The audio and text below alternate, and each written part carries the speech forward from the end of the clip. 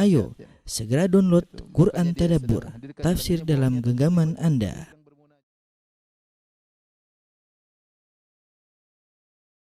Bismillahirrahmanirrahim. Assalamualaikum warahmatullahi wabarakatuh. Alhamdulillahi ala ihsani wa syukru lahu ala taufiqi wa amtinani. Asyhadu an la ilaha illallah wahdahu la syarika lahu ta'ziman li sya'nihi wa asyhadu anna Muhammadan abduhu wa rasuluhu da'ila ridwani. Allahumma salli alaihi wa ala alihi wa ashabi wa ikhwani. Ikhwan akhwat para jamaah Masjid Tarbiyah yang dirahmati Allah Subhanahu wa taala, kita lanjutkan bahasan kita tentang Sirah Nabawiyah, dan kita pada pekan lalu telah membahas tentang Fatu Makkah, yaitu penaklukan kota Mekah, ya. Sudah kita jelaskan bagaimana pengkhianatan Quraisy yang bekerja sama dengan Banu Bakar sehingga membunuh sebagian dari Khuza'ah, sekitar ada 20 orang, yang Khuza'ah merupakan sekutu dari kaum muslimin dalam perjanjian Al-Hudaybiyah. Akhirnya kabilah Khuza'ah melaporkan kepada Nabi SAW, dan akhirnya Nabi SAW mempersiapkan pasukan untuk menyerang kota Mekah, sebagaimana pada pekan lalu telah kita bahas. Baik, maka Rasulullah SAW pun keluar bersama para sahabatnya menuju ke Mekah, dan Rasulullah SAW bersama sekitar 10.000 pasukan dari kaum muslimin. Ya. Tidak seorang pun dari Muhajirin Ansor yang ketinggalan, semuanya ikut. Dan itu terjadi pada bulan Ramadan, ya, sehingga para sahabat kita ketika keluar ingin menyerang, menaklukkan kota Mekah, mereka dalam kondisi berpuasa. Beliau keluar di sekitar tanggal 10 Ramadan, keluar dari kota Madinah dan sampai di kota Mekah tanggal 19 Ramadan. Dan Rasulullah SAW ketika keluar beliau menugaskan Aba Ruhm, ya, Kulthum bin Husain Al-Ghifari sebagai hakim di antara kalau ada yang terjadi di kota Madinah.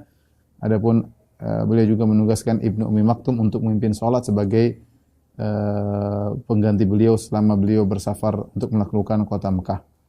Maka keluarlah Rasulullah SAW dengan pasukan yang begitu banyak. Dan ini di antara faedah yang diingatkan oleh para ulama tentang peristiwa Al-Hudaybiyah. Ketika Rasulullah SAW berangkat untuk melakukan umrah, kemudian dicegah oleh kaum musyrikin. Ketika itu Rasulullah SAW hanya keluar sekitar 1.500 sahabat.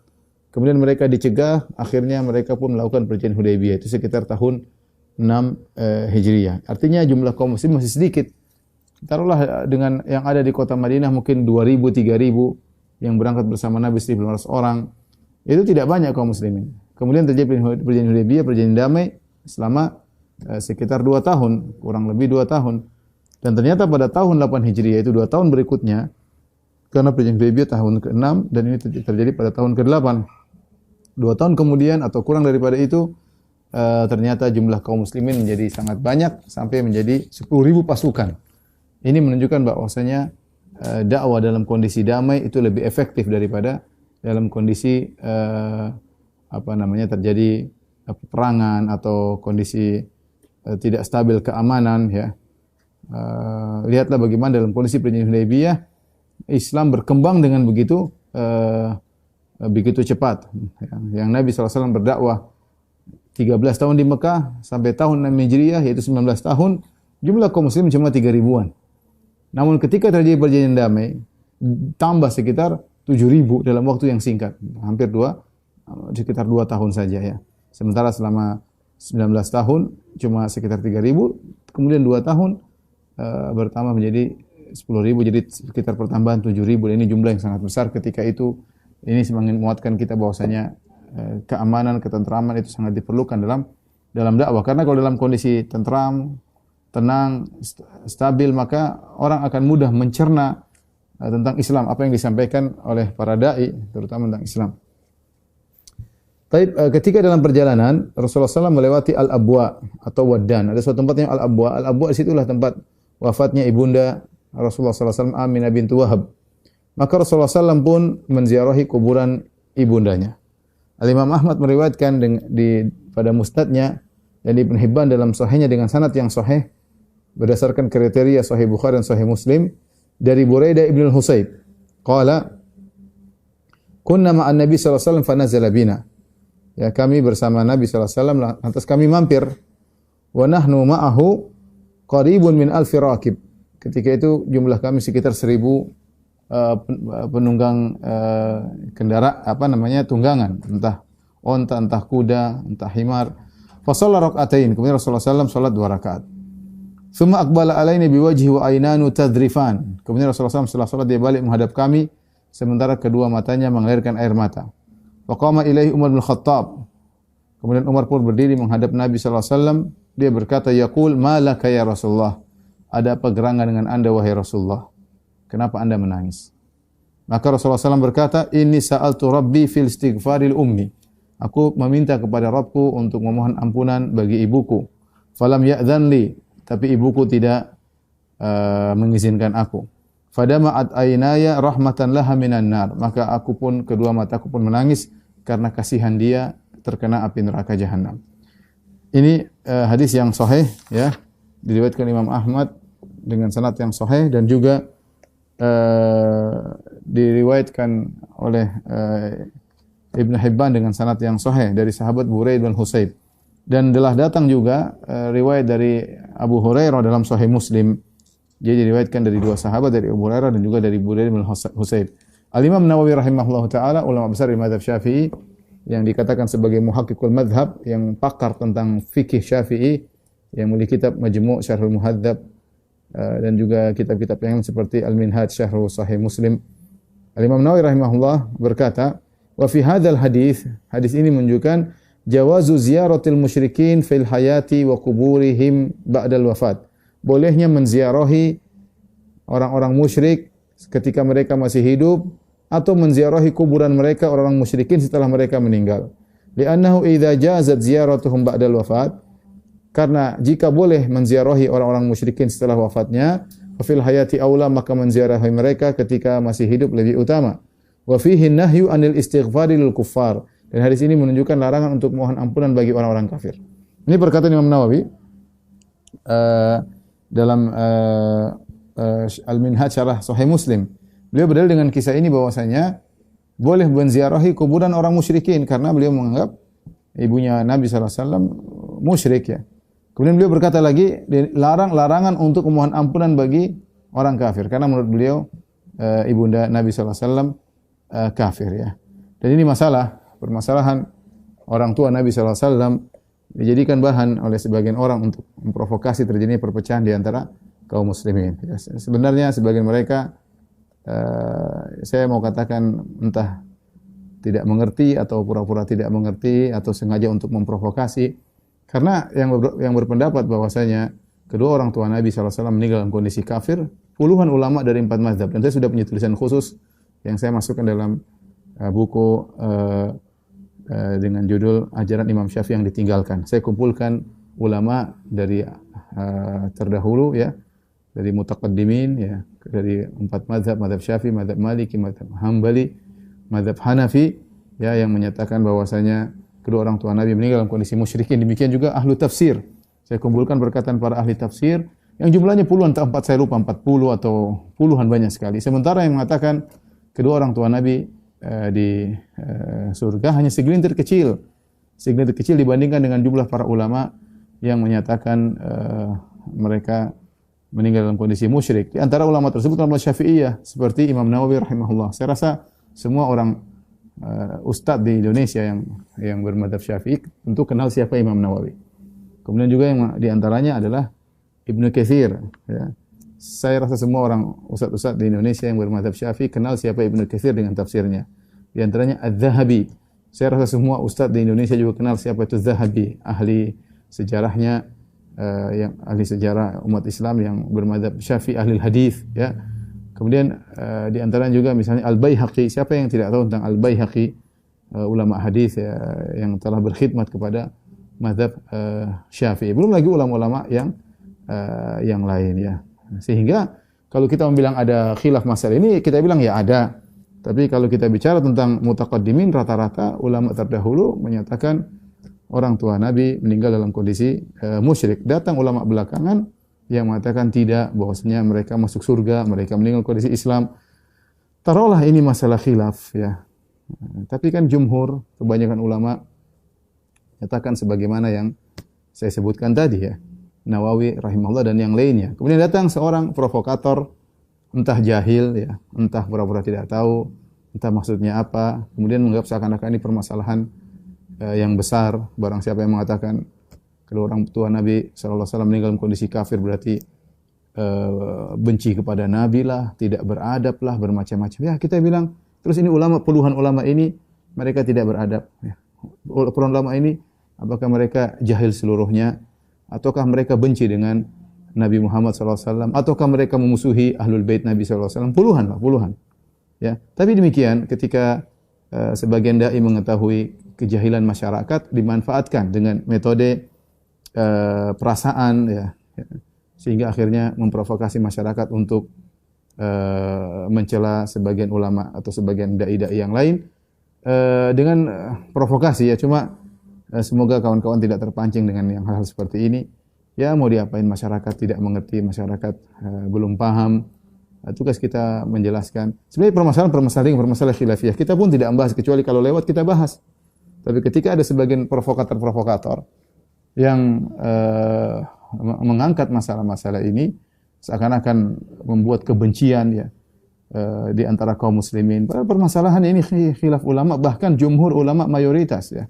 Bahkan saya tulis dalam tulisan saya tersebut bagaimana perkataan Ar-Razi bahwasanya ini adalah yang mengatakan kedua orang tua Nabi meninggal dalam kondisi Islam, di antaranya orang Syiah ya. Saya nukil semua. Ini bukan saya omong kosong, nukilannya ada semua. Insyaallah ini akan pembahasan khusus pada waktunya ketika saya bahas masalah hal ini ya. Tapi maksud saya cuma menyedihkan ketika sebagian dai yang tidak amanah kemudian memprovokasi masyarakat ya, memprovokasi masyarakat untuk menimbulkan kebencian, seakan-akan seorang dai yang mengatakan kedua orang tua Nabi meninggal dalam kondisi musyrik berarti sesat, benci kepada Nabi, benci kepada ahlul bait ya, benci kepada Rasulullah sallallahu alaihi wasallam, menyakiti hati Nabi sallallahu alaihi wasallam dan yang lainnya. Makanya aneh kita bilang, lihat Imam Nawawi punya menulis banyak tentang sirah. Ibnu Katsir menulis banyak tentang sirah ya. Kemudian banyak Az-Zahabi menulis banyak tentang sirah. Ya. Mereka semua mengatakan bahwasanya kedua orang tua Nabi meninggal dalam kondisi musyrikin. Ya. Sementara ini orang-orang yang kemudian mengatakan orang tua Nabi mungkin di surga, yang ada dai provokator, entah mereka pernah bahas sirah atau tidak, saya enggak tahu. Apakah mereka punya tulisan tentang sirah, wallahu alam. Apakah mereka punya majelis hadis, wallahu alam, bisawab orang ini. Tapi kalau mereka provokasi, masya Allah luar biasa. Cuma saya harap kawan-kawan yang dalam tanda kutip dizolimi oleh mereka bersabar ya, karena masyarakat memang tidak mengerti, ketidaktahuan masyarakat dimanfaatkan untuk mudah diprovokasi. Allahul musta'an. Baik, kita lanjutkan. Ini hanya intermezzo ya. Saya ingin mengingatkan agar kawan-kawan yang sudah mengenal sunnah sabar dan mengerti, jangan terprovokasi karena ada orang-orang jahil yang ingin mengadu domba di antara kaum muslimin. Baik, peristiwa berikutnya tentang Islamnya Abu Sufyan bin Harith dan Abdullah bin Abi Umayyah. Abu Sufyan bin Harith, ada Abu Sufyan bin Harb yang bapaknya Muawiyah bin Abi Sufyan. Itu dari Umawi. Ya, adapun ini Abu Sufyan bin Harith adalah sepupunya Nabi sallallahu alaihi wasallam. Namanya Abu Sufyan ibn al-Harith bin Abdul Muttalib. Abdul Muttalib punya anak, di antaranya Al-Harith, di antaranya Abdullah bapaknya Nabi sallallahu alaihi wasallam, di antaranya Al-Abbas pamannya Nabi, di antaranya Hamzah. Bahkan kalau tidak salah termasuk anak yang besar, paling besar Al-Harith. Dia punya anak namanya Abu Sufyan. Abu Sufyan. Kemudian juga adalah Abdullah bin Umayyah. Abdullah bin Abi Umayyah. Abdullah bin Abi Umayyah adalah juga sepupu Nabi sallallahu alaihi wasallam, karena Abdullah bin Abi Umayyah ibunya adalah Atikah bintu Abdul Muttalib. Atikah bintu Abdul Muttalib yaitu tantenya Nabi sallallahu alaihi wasallam. Kemudian juga Abdullah bin Abi Umayyah punya saudari namanya Ummu Salamah, dan Ummu Salamah istri Nabi sallallahu alaihi wasallam ya. Jadi ini kedua orang ini kerabat Nabi dan ingin masuk Islam. Akan tetapi Nabi di awal tidak mau menerima Islam mereka karena begitu kerasnya permusuhan mereka kepada Rasulullah sallallahu alaihi wasallam ya.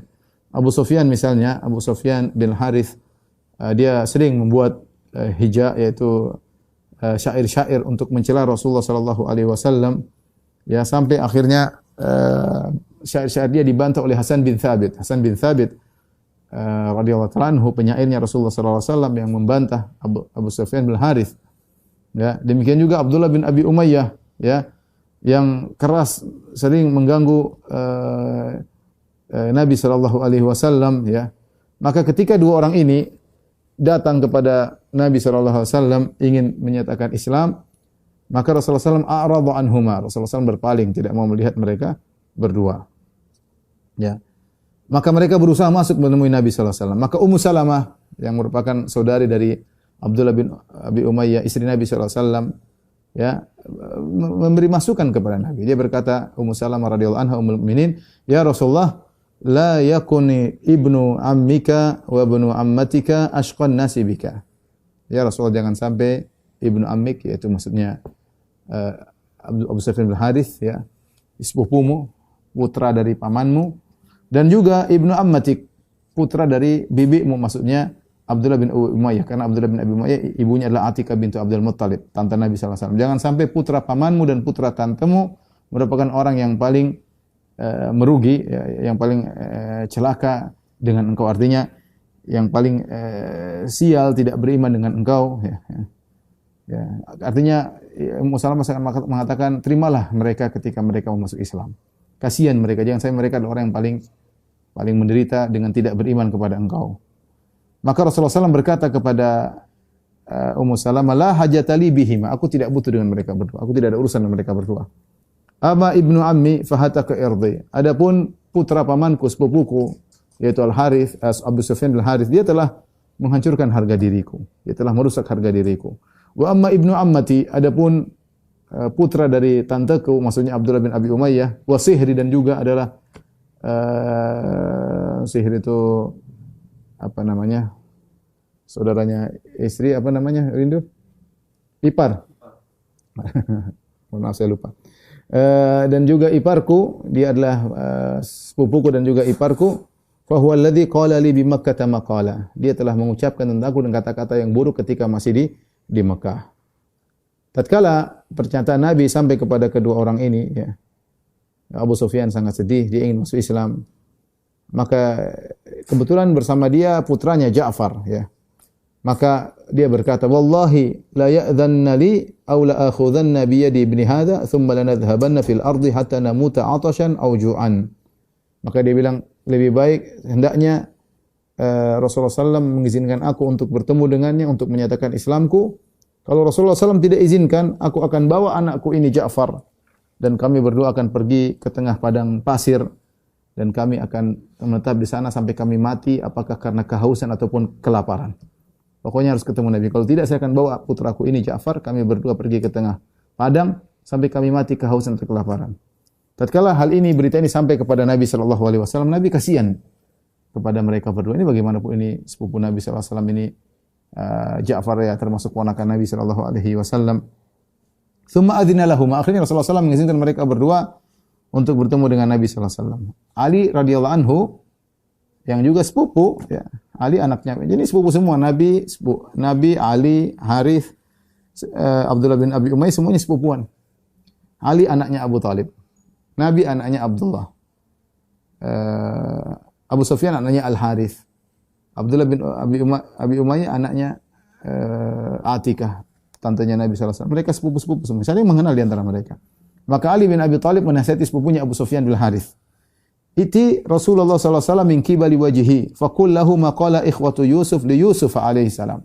Wahai Abu Sufyan, datanglah engkau tepat di hadapan wajah Nabi sallallahu alaihi wasallam. Jangan kanan kiri, langsung ke depan wajah Nabi sallallahu alaihi wasallam. Kemudian ucapkanlah kepada Nabi apa yang diucapkan oleh saudara-saudara Yusuf kepada Yusuf ketika mereka minta maaf. Qalu tallahi laqad atharakallahu alaina wa in kunna la khati'in. Sebagaimana dalam surat Yusuf. Katakanlah, ya, kepada Nabi sallallahu alaihi wasallam, laqad atharakallahu alaina. Sungguh Allah telah muliakan engkau daripada kami, wa in kunna la khati'in. Sungguh kami benar-benar dulu bersalah. Fa innahu la yardu an yakuna ahadun ahsana qawlan minhu. Ya, karena Rasulullah SAW tidak ingin ada yang lebih indah perkataannya daripada Nabi sallallahu alaihi wasallam. Maka Abu Sufyan pun melakukan nasihat Ali sepupunya. Maka dia berkata, langsung datang menemui Nabi, langsung di hadapan wajah Nabi, dan dia berkata, "Tallahi laqad atharakallahu alaina wa in kunna la khati'in." Sungguh Allah telah muliakan engkau wahai Rasulullah, dan kami dahulu salah kepadamu. Nabi langsung menjawab dengan perkataan Nabi Yusuf alaihissalam, la tathriba alaikum liyawma yaghfirullahu lakum wa huwa arhamur rahimin. Tidak ada cercaan bagi kalian pada hari ini. Allah akan mengampuni dosa-dosa kalian. Sungguhnya Allah Maha Pengampun lagi Maha Penyayang. Akhirnya Abu Sufyan masuk Islam, Abdullah bin Abi Umayyah juga masuk Islam. Ya, Rasulullah SAW menerima Islam mereka berdua dan baguslah Islam mereka dan mereka berjihad di dalam peperangan, di dalam jihad-jihad. Ya, di antaranya Abu Sufyan begitu kokoh bersama Nabi dalam perang Hunain ketika orang-orang pada pasukan pada mundur. Abu Sufyan bin Harits menemani Nabi SAW di muqaddimah di bagian depan pasukan. Insyaallah nanti kita bahas setelah perang Hunain. Abdullah bin Abi Umayyah juga ikut serta dalam Fatu Makkah dan ikut dalam perang Hunain dan akhirnya dia mati syahid dalam Ghazwatul Taif, dalam perang Taif. Masuk Islam dan bagus Islam mereka, bahkan ada yang meninggal dalam kondisi mati syahid.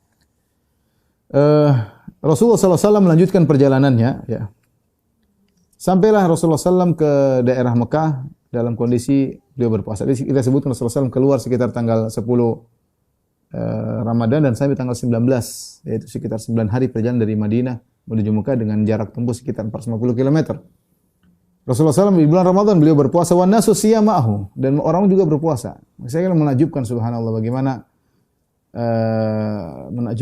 para sahabat berjalan dengan jalan yang begitu jauh untuk berjihad dalam kondisi puasa, lapar dan haus, luar biasa ya. Padahal mereka boleh berbuka ya. Ibnu Abbas meriwayatkan dalam Sahih Bukhari dan Sahih Muslim, inna Nabi sallallahu alaihi wasallam kharaja fi Ramadan minal Madinah. Rasulullah SAW keluar di bulan Ramadan dari kota Madinah. Wa ma'ahu asyratu alaf. Bersama beliau ada 10.000 pasukan. Ya. Kemudian fasara huwa wa man ma'ahu minal muslimin ila Makkah. Fasara, kemudian dia pun berjalan bersama pasukannya menuju kota Mekah. Yasumu wa yasumun. Rasulullah SAW berpuasa dan pasukan juga berpuasa. Hatta balagal Kadid. Sampailah tiba di suatu daerah namanya Al-Kadid, wa huwa ma'un baina Usfan wa Qudayd. Itu sudah dekat Mekah, ada daerah namanya Al-Kadid, situ ada sumber air terletak antara Usfan dan Qudayd. Aftara wa fatiru. Akhirnya Rasulullah SAW berbuka di situ. Akhirnya para sahabat juga ikut berbuka. Al-Imam Malik meriwayatkan dalam Muwatta dengan sanad yang sahih Abu Bakar bin Abdurrahman bin an rajulin min sahabat. Ada seorang dari sahabat meriwayatkan, qala ra'aitu Rasulullah SAW bil arji. Aku melihat Rasulullah SAW suatu tempat, suatu wilayah namanya Al-Arj. Yasubbul ma'a ala ra'sihi minal atash. Rasulullah SAW menuangkan air di wajahnya karena kehausan. Atau minal har, atau karena kepanasan. Thumma qila li Rasulillah sallallahu alaihi wasallam, ya Rasulullah, inna ta'ifat minan nas qad shamu hina sumta. Maka ada yang mengatakan, ya Rasulullah, orang-orang pada puasa tatkala mereka tahu engkau berpuasa. Qala falamma kana Rasulullah sallallahu alaihi wasallam bil Kadid da'a bi qadahin fasyariba fa'aftaran nas. Maka Rasulullah melanjutkan perjalanan ketika sampai di Kadid, tempat tadi antara Usfan dengan Qudayd, maka Rasulullah SAW minta didatangkan secangkir minuman. Kemudian Rasulullah SAW minum di hadapan para sahabat. Mereka lihat di siang hari bulan Ramadan Rasulullah SAW minum. Akhirnya orang-orang pun pada berbuka. Rasulullah SAW buka puasa. Dalam riwayat yang lain, hatta balagha Usfan, tatkala Rasulullah sampai ke Usfan, tsumma da'a bi ina'in. Rasulullah SAW minta didatangkan cangkir atau tempat minum. Fasyariba naharon liyarahun nas. Maka Nabi minum siang bolong agar orang-orang semuanya melihat beliau. Tsumma aftaru hatta dakhala Makkah. Maka Rasulullah SAW berbuka sampai Rasulullah masuk ke dalam kota Mekah. Wa aftataha Makkah fi Ramadan. Rasulullah menaklukkan kota Mekah di bulan Ramadan. Demikian juga hadis riwayat oleh Abu Sa'id Al-Khudri. Beliau berkata, safarna ma Rasulullah SAW ila Makkah wa nahnu siyam. Kami bersafar bersama Nabi SAW ke kota Mekah dan kami dalam kondisi berpuasa. Fanazalna manzilan. Kami mampir suatu tempat. Faqala Rasulullah SAW berkata, ini kenapa Rasulullah SAW suruh berbuka? Ada maslahat. Lagian mereka juga bersafar. Kata Rasulullah SAW, innakum qad danautum min aduwikum wal fitru aqwalakum. Sungguhnya kalian sudah dekat dengan musuh-musuh kalian dan dengan berbuka lebih membuat kalian lebih kuat. Ya. Sebelumnya dalam perjalanan yang jauh Rasulullah SAW tetap berpuasa. Ketika sudah sampai di Mekah, sebentar lagi saya Mekah, akan bertemu dengan musuh, maka Rasulullah SAW melihat harus memiliki kekuatan. Kalau tidak memiliki kekuatan, bagaimana mau berperang, bagaimana berjihad?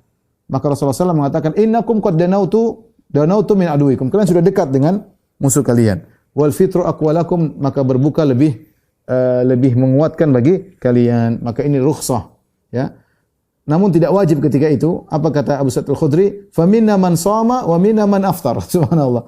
Ada di antara kami, ya, yang berbuka dan ada yang kami tetap berpuasa. Ketika Rasulullah belum menegaskan. Kemudian mereka melanjutkan perjalanan. Tsumma nazalna manzilan akhar. Kemudian kami pun berjalan sampai kami singgah di suatu tempat yang lain. Ya. Rasulullah menegaskan ketika itu harus berbuka. Kata Rasulullah SAW, innakum musabbihu aduwikum. Besok kita sudah akan melawan, atau sebentar lagi kita akan melawan musuh kalian. Ya. Wal fitru aqwalakum fa'aftiru. Kata Rasulullah SAW, dengan berbuka lebih kuat bagi kalian, maka berbukalah. Fakanat azimah. Maka ketika itu wajib orang-orang berbuka. Sebelumnya masih agak jauh. Yang mau puasa silakan, yang enggak. Ketika sudah semakin dekat dengan musuh, Rasulullah SAW mengatakan, kita akan lawan musuh. Kita akan merangi musuh. Maka berbukalah.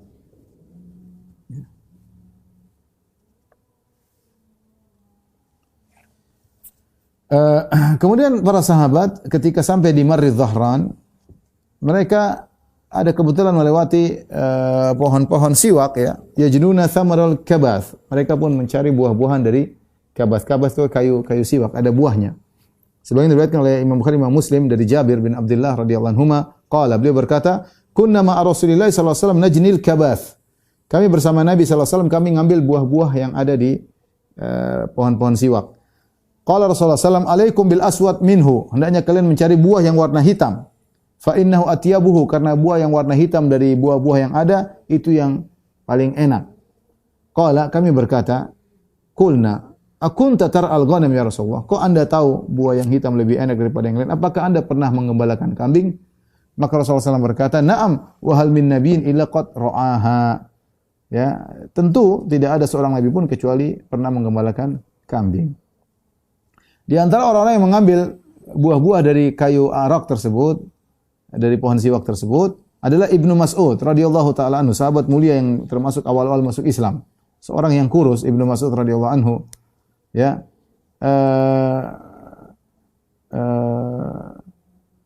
Kemudian para sahabat melihat, ya, ketika Ibnu Mas'ud sedang naik di atas pohon, rupanya betisnya tersingkap.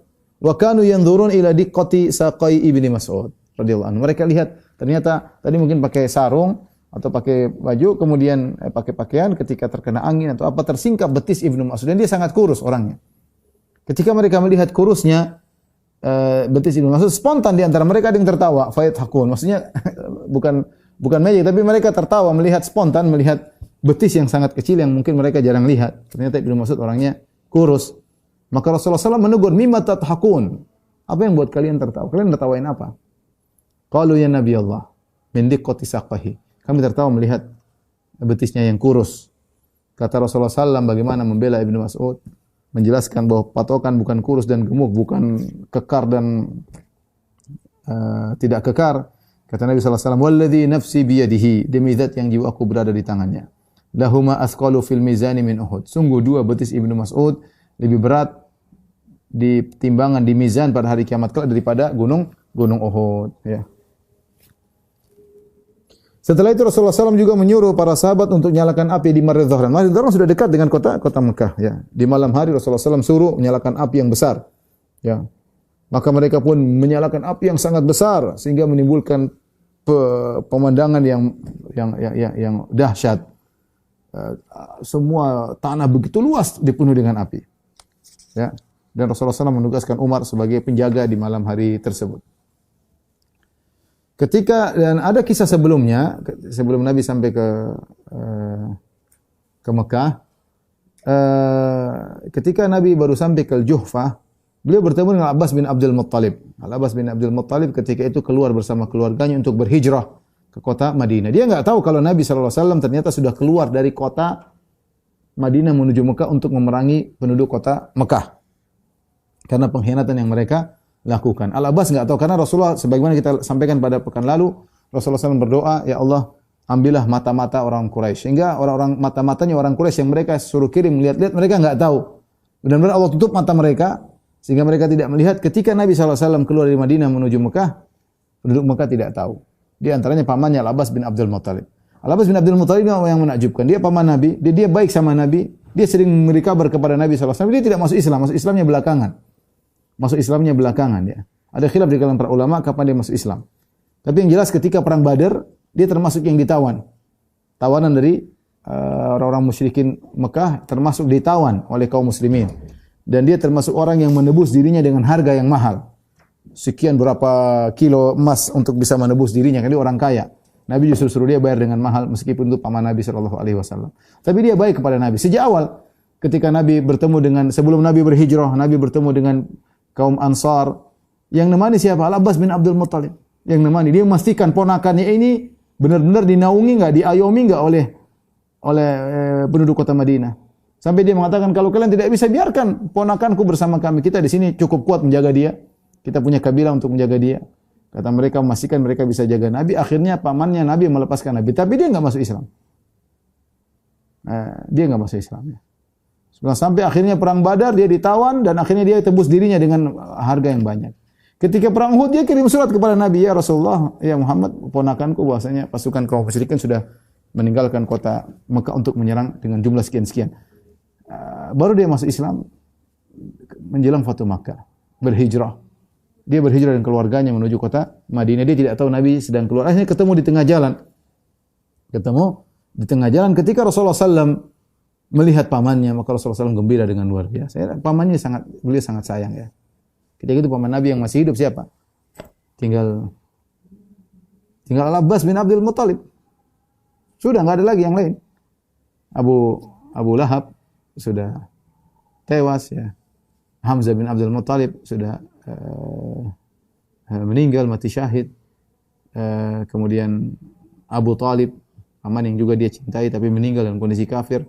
Pamannya tinggal satu, tinggal Abbas bin Abdul Muttalib. Bagaimana Nabi tidak sayang sama dia? Pamannya, omnya tinggal satu ini, yang lain sudah meninggal dunia. Yang lain sudah meninggal. Ini omnya muda, tapi ini omnya Nabi sallallahu alaihi wasallam. Maka ketika dia lihat omnya datang, Al-Abbas bin Abdul Muttalib datang dengan keluarganya mau berhijrah, maka Nabi sangat gembira ya.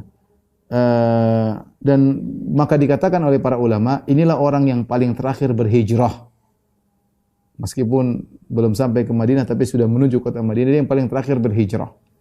Karena yang setelah itu tidak dikatakan lagi hijrah setelah Fatu Makkah. Kata Nabi sallallahu alaihi wasallam, la hijrata ba'dal fathi. Tidak ada hijrah lagi setelah Fatu Makkah. Kenapa? Karena setelah Fatu Makkah, Makkah sudah menjadi negeri Islam. Kalau hijrah itu dari negeri kafir ke negeri Islam, dari Mekah menuju Madinah. Ketika Nabi sudah menaklukkan kota Mekah, maka orang yang pergi dari Mekah menuju Madinah tidak dikatakan hijrah. Kenapa? Mekah sudah negeri Islam. Jadi tidak ada lagi hijrah setelah Fatu Makkah, yaitu dari Mekah, karena Mekah sudah menjadi negeri Islam. Tadi saya katakan para ulama khilaf tentang kapan Islamnya Al-Abbas bin Abdul Muttalib. Tapi intinya beliau berhijrah ya. Beliau berhijrah dan sangat menggembirakan Nabi sallallahu alaihi wasallam.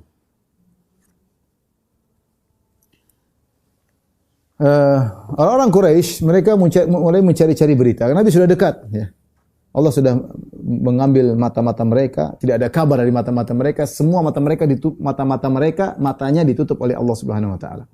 Sehingga tidak ada kabar yang sampai, padahal Nabi sudah keluar lama. Bayangkan dari Madinah menuju Mekah, harusnya mungkin baru hari pertama keluar sudah ketahuan. Ada mata-mata yang sampaikan. Kalau enggak hari pertama, hari kedua lah, hari ketiga. Ini sudah hari berhari-hari, mungkin sudah sepekan. Kok belum ada kabar sampai kepada mereka? Ya. Tidak ada kabar sama sekali. Mereka tidak tahu apa yang harus mereka lakukan. Akhirnya mereka mengutus Abu Sufyan, suruh cari kabar. Mereka berkata, "In laqita Muhammadan fakhudh minhu amanan." Kalau kau ketemu Muhammad, mintalah pengamanan untuk kami darinya. Artinya beri pengamanan bahwasanya mereka diamankan oleh Nabi sallallahu alaihi wasallam. Maka berangkatlah Abu Sufyan bersama orang-orang mulia, di antaranya Hakim bin Hizam. Hakim bin Hizam ponakannya Khadijah. Budail bin Warqa ya. 3 orang mereka mencari kabar tentang Rasulullah sallallahu alaihi wasallam. Suatu malam Rasulullah SAW pernah berkata ketika sudah mendekat dengan kota Mekah ya. Dia berkata, "Inna bi Makkah la arba'ata nafarin min Quraisyin arba'u bihim an syirki wa arghabu lahum fil Islam." Sungguhnya di kota Mekah ada 4 orang dari Quraisy. Aku ingin mereka terlepas dari syirik dan aku ingin mereka masuk Islam. Dikatakan siapa mereka ya Rasulullah? Kata Rasulullah SAW, Attab bin Usaid bin Asid, Jubair bin Mut'im, Hakim bin Hizam, Suhail bin Amr. Ini 4 orang yang Rasulullah berharap mereka masuk Islam. Di antaranya Hakim bin Hizam, ya. Di antaranya Suhail bin Amr. Suhail bin Amr yang menjadi perwakilan kaum musyrikin ketika dalam perjanjian Hudaybiyah.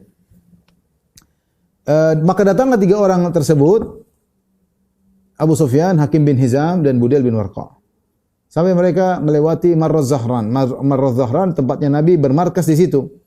Dan kita sudah katakan tadi Nabi menyuruh pasukan untuk menyalakan api yang sangat besar. Mereka kaget melihat api yang begitu, lautan api begitu. Fafazi'u, mereka kaget. Abu Sufyan berkata, "Ma ra'aitu kal-lailati niranan qat wala askar." Aku tidak pernah melihat seumur hidupku ada api dinyalakan sebesar ini dan tidak ada pasukan sebanyak ini. 10.000 banyak kalau untuk zaman sekarang 10.000 aja banyak, apalagi zaman dahulu yang jumlah manusia masih sedikit. Maka Budail bin Warqa berkata, "Hadhi wallahi Khuza'ah." Karena Budail bin Warqa dari Khuza'ah. Dia menyangka ini adalah Khuza'ah. Mereka telah berkumpul bersatu padu untuk menyerang kota Mekah. Kata Abu Sufyan, "Khuza'ah dhallu wa aqallu min an takuna hadhi niranuhu askaruha." Khuza'ah sedikit wahai Budail bin Warqa. Enggak mungkin apinya segede ini, enggak mungkin markasnya campnya segede ini, enggak. Ini bukan Khuza'ah. Ya. Ketika itu Al-Abbas yang sudah bersama Nabi bergabung masuk Islam, dia ingin mencari seorang yang dia bisa temui untuk segera kasih kabar kepada Quraisy. Ingat Muhammad sudah datang dengan pasukan yang hendaknya kalian pasrah masuk Islam. Menyerah. Jangan sampai Muhammad menyerang karena dia kasihan di Mekah orang Quraisy, kerabatnya semua. Dia cari-cari orang, Abu Sufyan Quraisy, Hakim bin Hizam Quraisy, Suhail bin Amr Quraisy, ini orang Quraisy semua yang tinggal di kota Makkah. Satu suku dengan suku Nabi sallallahu alaihi wasallam, ya. Maka dia mencari orang untuk menyampaikan kabar kepada orang-orang Quraisy agar mereka sudahlah, pasrahlah, ya. Akhirnya Al-Abbas akhirnya mendengar suara Abu Sufyan. Mungkin dia dengar, dia sedang ngobrol dengan Budail bin Warqa, entah mungkin ditutupan wajah atau bagaimana, tapi dia dengar. Ini suaranya Abu Sufyan. Fanadahu, dia berkata, "Ya Aba Hanzalah, wahai Abu Sufyan." Maka Abu Sufyan tahu, ini suaranya Al-Abbas bin Abdul Muttalib. Dia berkata, "Ya Abul Fadl, wahai Abul Fadl." Abul Fadl yaitu Fadl bin Abbas, yaitu Al-Abbas bin Abdul Muttalib. "Ma wara'aka, ada apa kabar di belakangmu?" Al-Abbas berkata, "Waihaka ya Abu Sufyan, celaka engkau wahai Abu Sufyan. Hadza Rasulullah sallallahu alaihi wasallam nas." Ini Rasulullah bersama pasukannya. Wa sabaha Quraisyin wallah, dan dia akan menyerang orang Quraisy demi Allah. Dia akan menyerang suku kita. Ya. Abu Sufyan berkata kaget, "Malhilah, kalau gitu solusinya bagaimana?" Al-Abbas berkata, "Wallahi la in dhafara bika la yadribanna unqak." Wahai Abu Sufyan, kalau Nabi sampai ketemu dengan engkau, kau akan dipenggal kepalamu. Ini karena Abu Sufyan penjahat besar yang dahulu penjahat besar yang memimpin 10.000 pasukan untuk menyerang kota, yang memimpin 3.000 pasukan untuk menyerang Nabi di perang Uhud, dan dia pula yang memimpin 10.000 pasukan dalam perang Khandaq. Gembongnya orang musyrikin setelah wafatnya tewasnya Abu Jahal adalah Abu Sufyan. Maka Al-Abbas berkata, "Celaka engkau kalau Nabi sampai ketemu dengan engkau, enggak leher." Terus bagaimana? "Farkab fi ajuzi hadhil baglah." Ya, jadi Al-Abbas ketika ketemu Nabi, dia ambil ontanya Nabi. Dia bawa, orang-orang tahu itu ontanya. Dia tahu ini adalah begolnya Nabi. Begol itu adalah hasil persilangan antara kuda dengan himar. Besarnya lebih besar daripada himar, tapi lebih kecil daripada kuda. Dan orang-orang tahu begolnya Nabi sallallahu alaihi wasallam. Maka dia bilang, "Kau naiklah di bagian belakang begol Rasulullah sallallahu sampai aku bawa engkau menuju Rasulullah sallallahu. Setelah itu aku akan mohon agar Nabi mengamankan engkau, berikan engkau keamanan." Maka Abu Sufyan nurut, mau apa lagi, dia bingung. Maka dia pun naik khalfal Abbas, maka mereka berdua naik begol, Al-Abbas di depan, Abu Sufyan di belakang. Ya. Kemudian adapun dua temannya Abu Sufyan pulang, yaitu Hakim bin Hizam dan Budail bin Warqa pulang. Abu Sufyan tinggal Abu Sufyan sendiri bersama Al-Abbas. Maka Al-Abbas berkata, "Faji'tu bihi." Aku pun bawa itu Abu Sufyan. Orang semua jengkel sama Abu Sufyan. Ini penjahat besar. Setiap melewati api kaum muslimin, mereka bertanya, "Man hadza?" Ya. Ini siapa yang lewat naik ontanya Rasulullah? Ketika mereka melihat begolnya Rasulullah. Ketika melihat, oh begolnya Rasulullah yang naik, berarti Al-Abbas pamannya.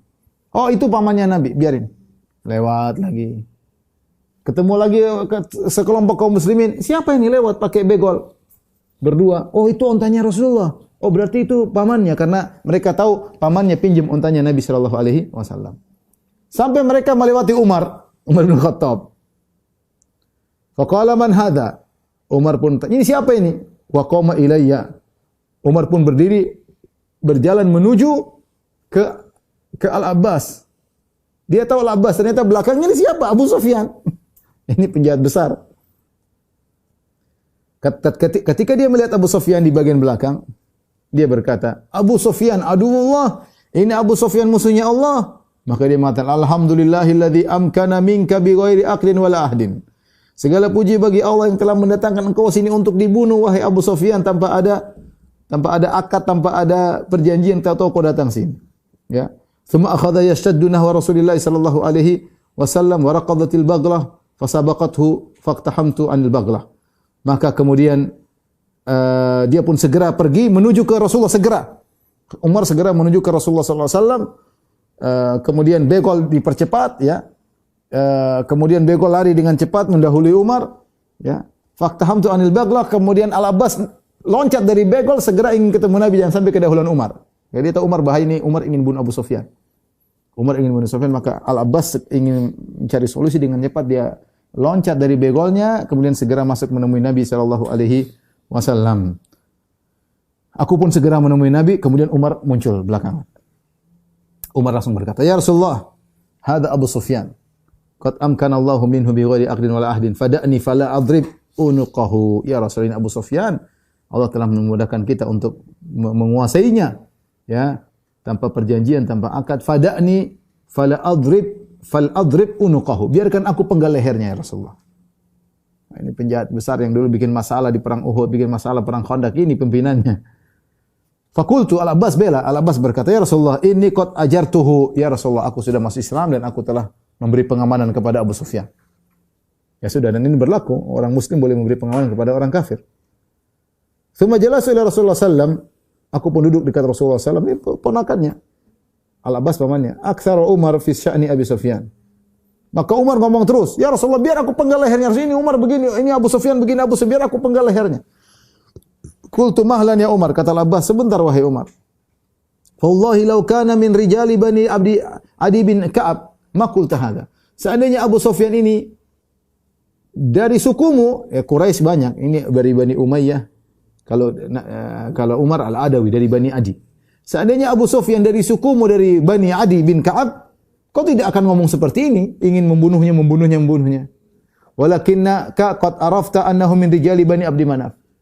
Tapi kau tahu bahwasanya Abu Sufyan dari keturunan Bani Abdul Manaf. Makanya kau begitu. Kata Al-Abbas bin Abdul Muttalib kepada Umar. Kata Umar, bukan masalah suku. Kata Umar, mahlan ya Abbas. Umar juga menghormati Abbas pamannya Nabi. Dia mengatakan, mahlan ya Abbas. Sebentar wahai Abbas. Bukan itu maksudku. Bukan karena suku-suku ya. Fa wallahi la islamuka yauma aslamta kana ahabba ilayya min islamil Khattab law aslam. Umar mengucapkan perkataan yang sangat menakjubkan. Bagaimana cintanya dia kepada Ahlul Bait. Dia berkata, bukan begitu wahai Al-Abbas. Aku bukan masalah suku. Demi Allah, Islamnya engkau ketika kau masuk Islam lebih aku cintai daripada Islamnya bapakku seandainya dia masuk Islam. Saya lebih berangan-angan kau masuk Islam agar Nabi senang karena kau pamannya Nabi daripada bapakku yang masuk Islam. Kalau seandainya masuk Islam. Perkataan yang menakjubkan dari Umar. Ya. Intinya Umar membantah, saya tidak begitu, bukan masalah suku, tapi ini dulu penjahat besar. Faqala Rasulullah sallallahu alaihi wasallam, "Idhhab bihi ya Abbas ila rahlik." Bawa Abbas, bawa Abu Sufyan ke tempat kemahmu. Fa idza asbahta fa'tini bihi. Kalau sudah pagi bawa Abu Sufyan kemari. Rasulullah melihat kondisi agak Umar lagi emosi dan yang lain. Kata Al-Abbas, maka aku pun bawa Abu Sufyan kepada di kemahku, maka dia pun tidur bersamaku. Tatkala tiba pagi hari, aku segera datang menemui Rasulullah sallallahu alaihi wasallam. Tatkala Rasulullah SAW sambil bawa Abu Sufyan, ketika Rasulullah melihat Abu Sufyan di pagi hari, Rasulullah berkata, "Waihaka ya Abu Sufyan, celaka engkau ya Abu Sufyan. Alam ya'ni laka an ta'lam annahu la ilaha illallah." Bukankah tiba saatnya sekarang kau tahu tidak ada sembah yang berhak disembah kecuali Allah? Abu Sufyan terima. Bi abi anta wa ummi, ma ahlamaka wa akramaka wa awsalaka. Dia puji Nabi, dia mengatakan, betapa santunnya engkau wahai Muhammad. Betapa baiknya engkau wahai Muhammad. Betapa engkau menyambung silaturahmi Muhammad. Ini sama-sama Quraisy. Sama-sama dari keturunan Banu Abdi Manaf. Cuma kaki mereka beda. Mbah-mbah mereka di atasnya sama. Sama-sama Banu Abdi Manaf. Wallahi laqad dhanantu an law kana ma'allahi ilahun ghairu laqad aghna anni syai'an ba'du. Benar wahai Muhammad. Seandainya ada Tuhan selain Allah, tentu aku sudah tidak seperti ini. Ya. Aku telah dicukupkan oleh Tuhan tersebut, tapi tidak ada. Tidak ada. Sudah, dia sudah ngakui tidak ada sembahan kecuali Allah Subhanahu wa taala. Rasulullah berkata lagi, "Wahai haka ya Abu Sufyan." Celaka engkau wahai Abu Sufyan. "Alam ya'ni laka an ta'lam anni Rasulullah?" Tidakkah tiba waktunya sekarang kau tahu aku ini utusan Allah? Rasulullah. Kata Abu Sufyan, "Ma ahlamaka wa akramaka wa awsalaka." Sungguh santun engkau wahai. Sungguh hilm itu maksudnya memaafkan ketika mampu untuk membalas. Namanya hilm. Di antara sifat Allah adalah Halim. Jadi dia mengatakan, "Ma ahlamaka." Betapa baiknya engkau wahai Muhammad. Kau bisa membunuh aku, kau bisa nyiksa aku, tapi kau maafkan aku. Artinya kalau ingin balas kepada Abu Sufyan gampang. Ini penjahat besar. Maka dan ini ingat ini mertuanya Nabi SAW. Abu Sufyan mertuanya karena Nabi menikah dengan Romlah, Ummu Habibah, bintu Abu Sufyan, bintu Abi Sufyan. Jadi Rasulullah sedang berbicara tentang dengan mertuanya dan mertuanya sedang berbicara tentang dengan menantunya. Tapi Rasulullah berkata, "Wahai haka, celaka engkau wahai Abu Sufyan, wahai mertuaku. Alam ya'nilaka anta alam anni Rasulullah, tidak kau sekarang waktu saatnya tahu aku ini utusan Tuhan, utusan Allah. Yang kau tadi akui bahwa tidak ada sembahan yang berhak disembah kecuali Dia." Maka Abu Sufyan berkata, "Ma ahlamaka wa akramaka wa salak." Ya Muhammad, betapa baiknya engkau, betapa dermawannya engkau, betapa mulianya engkau, betapa engkau menyambung silaturahmi. Amma hadhihi, dan dia jujur, dia memang adapun yang ini, yang tadi saya akui yang pertama, yang ini fa inna fi nafsi minha hatta al-an syai'an. Sampai sekarang saya belum legowo. Saya masih belum bisa terima, kata Abu Sufyan. Dia jujur. Al-Abbas pamannya Nabi berkata, "Wahai hak," yang dia bawa, dia ingin Abu Sufyan masuk Islam. Kata Al-Abbas, "Celaka engkau wahai Abu Sufyan, aslim, masuk Islamlah engkau. Washhad an la ilaha illallah wa anna Muhammadan Rasulullah." Bersaksilah tidak ada sembahan yang berhak disembah kecuali Allah dan bersaksilah Muhammad utusan Allah. Qabla an tudrab unukuk, sebelum kau dipenggal lehermu. Akhirnya Abu Sufyan ada keraguan tadi, dia buang, dia mengatakan asyhadu an la ilaha illallah wa asyhadu anna Muhammadar Rasulullah. Masuk Islam lah. Ya, begitulah. Terkadang orang masuk Islam harus ditegasin sedikit, ya. Dan Rasulullah ingin Abu Sufyan masuk Islam. Bahkan di antara perkataan para ulama kenapa Rasulullah menikah dengan Romlah bintu Abu Sufyan putrinya, berharap Abu Sufyan lebih tokoh Quraisy. Kalau dia masuk Islam, yang lain yang ikut banyak. Maka lihat Al-Abbas cerdas, dia berkata, "Ya Rasulullah, inna Abu Sufyan rajulun yuhibbul fakhr faj'alahu syai'an." Ya Rasul, Abu Sufyan ini orang yang suka dihormati. Dia ingin kebanggaan. Berilah kepada dia sesuatu yang bisa dia banggakan. Nah, ini metode dalam baru masuk Islam, ya, untuk kokohkan Islamnya dia harus merasa dimuliakan. Rasulullah SAW terima ide dari Al-Abbas bin Abdul Muttalib. Maka Rasulullah SAW berkata, "Na'am, saya akan berikan dia kebanggaan." Kata Rasulullah, "Man dakhala dara Abi Sufyan fahuwa amin." Siapa yang masuk di rumahnya Abu Sufyan, nanti kalau besok saya serang kota Mekah, siapa yang masuk rumahnya Abu Sufyan aman. Ini luar biasa kan? Orang-orang pada ketakutan, tiba-tiba ada pengumuman, siapa yang masuk rumahnya Abu Sufyan aman. Berarti kan Abu Sufyan bangga tuh, yang masuk rumah saya aman. Rasulullah yang mengambil hatinya. Wa man dakhalal masjid fahuwa amin. Siapa yang masuk Masjidil Haram aman. Wa man aghlaqa alaihi babahu fahuwa amin. Barang siapa yang masuk rumahnya dia kunci pintunya, maka dia aman, tidak akan diserang.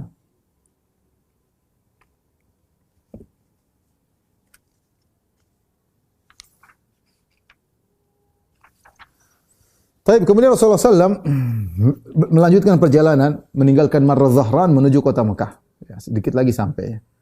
Dan Rasulullah SAW melewati pasukannya yang dari situ ada kaum Muhajirin, kaum Ansar, disebut Katibatihi Al-Khadra. Disebut Al-Khadra itu hijau, tapi maksudnya mereka menggunakan baju dirak, baju perang, ya. Sehingga kelihatan berwarna hitam seperti hijau tua. Wala ahad ma'ahum la yura min ilal hadaq minal hadid, ya. Semuanya serius, ya, bersama Nabi sallallahu alaihi wasallam, ya. Semuanya meliputi Nabi sallallahu alaihi wasallam. Rasulullah SAW naik ontanya Al-Qaswa.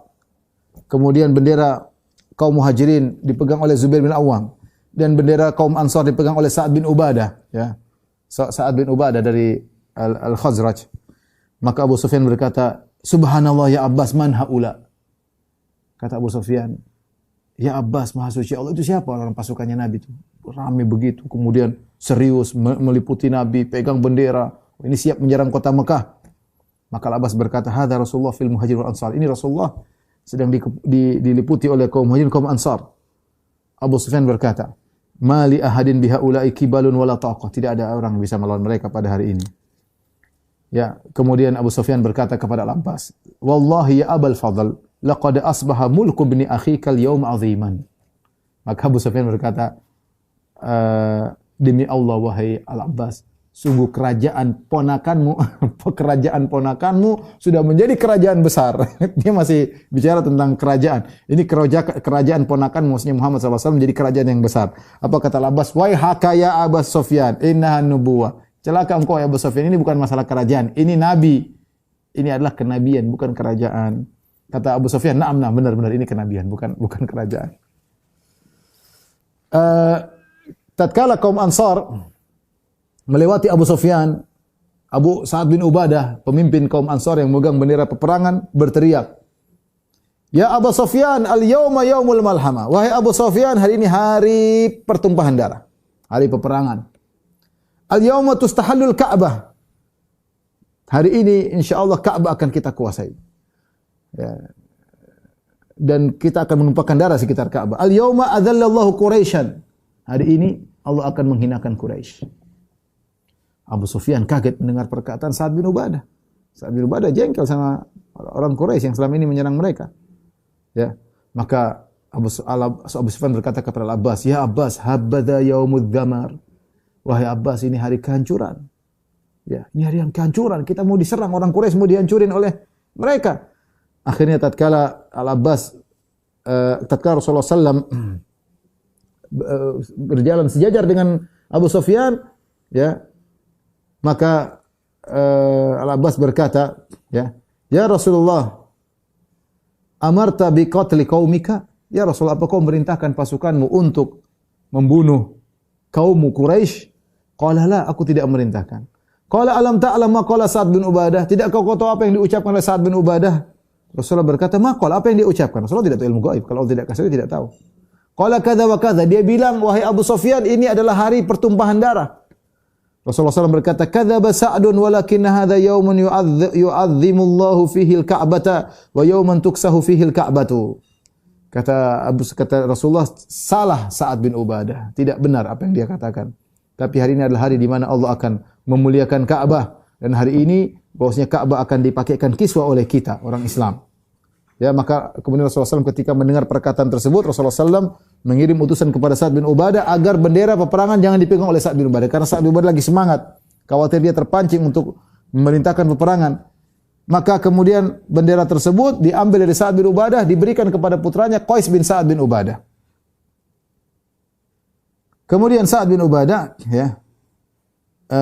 bilang sama Nabi, "Ya Rasulullah, jangan bendera itu diberikan kepada anakku Qais, bahaya. Dia belum berpengalaman, khawatir dia salah." Ya, akhirnya bendera tersebut diambil lagi dari Qais bin Sa'ad bin Ubadah. Ada yang mengatakan akhirnya diberikan kepada Az-Zubair bin Awam radhiyallahu taala anhu. Baik, demikian saja ikhwan dan akhwat yang bisa sampaikan pada kesempatan kali ini. Insyaallah kita lanjutkan pekan depan. Wabillahi taufiq wal hidayah. Assalamualaikum warahmatullahi wabarakatuh.